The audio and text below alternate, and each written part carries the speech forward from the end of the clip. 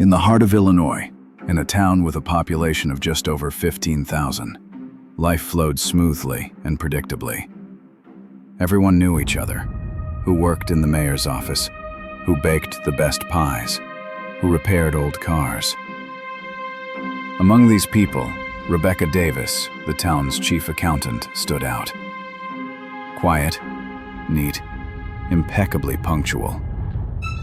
No one remembered a day when she was even a minute late. At meetings, she always sat in the front row with perfectly filed reports and a smile that inspired confidence. The townspeople saw her as a symbol of stability. If Rebecca checked the accounts, it meant everything was under control. The town was poor. The roads needed repairs, the bridge over the river was deemed unsafe, and the school bus was long overdue for replacement. But somehow the budget was always short of funds. Rebecca says the state cut funding, officials said, and they believed her. Always. No one knew that she was the only person with access to all the town's bank accounts. She wrote checks, reconciled them, signed them, approved them, and held herself accountable. Meanwhile, an hour's drive outside the city, another world existed. The world of Rebecca Davis, unknown to anyone. On the farm, hidden behind a long avenue of oak trees, stood expensive cars. A Bentley, a Range Rover, a red Ferrari. Thoroughbreds, each worth tens of thousands of dollars, grazed in the pastures. Her neighbors knew her as the owner of a riding club. She's just a successful businesswoman, they said. No one connected her with the mayor's office of this small, poor town. In the spring of 2011, the mayor's office hired a new clerk, Emily Thorne, a young woman fresh out of college. Emily was assigned to assist Rebecca with reports and payments. From the first day, she noticed something odd. Some documents were kept in a separate folder labeled RS account. When asked, "What is that?" Rebecca answered without hesitation. "It's a reserve account for special city needs. Don't touch it. It's not publicly accessible." Emily didn't think anything of it. Not yet. A few months later, Rebecca went on vacation, her first in 10 years. Emily temporarily took her place. While reviewing the reports, she noticed that some checks were made out to a private firm no one had heard of. Midwest Consulting. Signature, Rebecca's. The amounts, tens of thousands of dollars. She checked the figures against the tax returns. The company didn't exist. Emily couldn't sleep.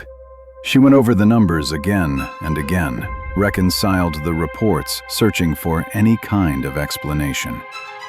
The next morning, she made up her mind. "Mrs. Davis, I noticed some discrepancies. These transfers, what company is this?" There was silence on the other end of the line, then a cold, dry voice. "Emily, don't get involved in things you don't understand. These are complex accounting processes. Just delete the old reports, okay?"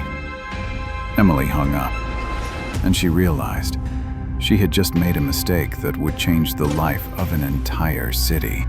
The next day, she called the bank, posing as the assistant accountant. She asked for copies of statements for all city accounts. An hour later, they sent her the files. They contained transfers, hundreds of them, to the RS account, for amounts ranging from $5,000 to $250,000. The total was staggering. More than $30 million over 20 years. The money went to a private account registered to Rebecca Davis. Emily brought the documents to the mayor, Harry Thompson, an elderly, kindly man who had known Rebecca for 20 years. He looked at the papers and shook his head. "You must be mistaken, dear. It's Rebecca. She wouldn't take a cent." But when he saw the signatures, the bank stamps, and the name of the company, Midwest Consulting, his hands began to tremble. "Call the sheriff." The sheriff and FBI agents arrived 2 days later. Rebecca was summoned to City Hall for a routine meeting. She walked in calmly, dressed in a neat suit with a folder under her arm. She smiled, and then she saw people in suits and badges. "Mrs. Davis, you are under arrest on suspicion of fraud and embezzlement of public funds." She didn't resist. She simply exhaled and said, "I knew this day would come." The investigation lasted 9 hours. FBI agents asked questions, leafed through reports, showed receipts. Rebecca answered calmly, "I just wanted my city to be better off." And then, it became a habit. She admitted. She started with small amounts, 1,000 here, 2 there, and then she stopped counting. She bought horses, cars, houses. No one asked questions. "When people trust you," she said, "everything becomes too easy." A week later, the news spread across the country. "Illinois accountant embezzled $53 million from city budget," screamed the headlines. Reporters surrounded City Hall. Citizens were incredulous. Rebecca? No, she couldn't have. "I saw her feeding stray cats."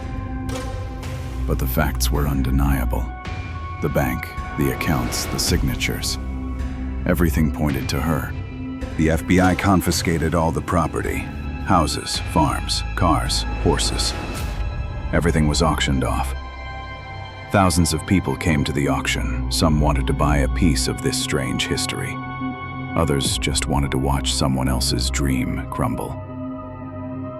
The city got some of the money back, but the moral damage was far greater. The trial lasted 3 days. Prosecutors read out bills, receipts, and reports. Rebecca sat silently. When the judge asked if she had anything to say, she stood up. "I'm guilty, and I can't explain why I stopped so late. Forgive me."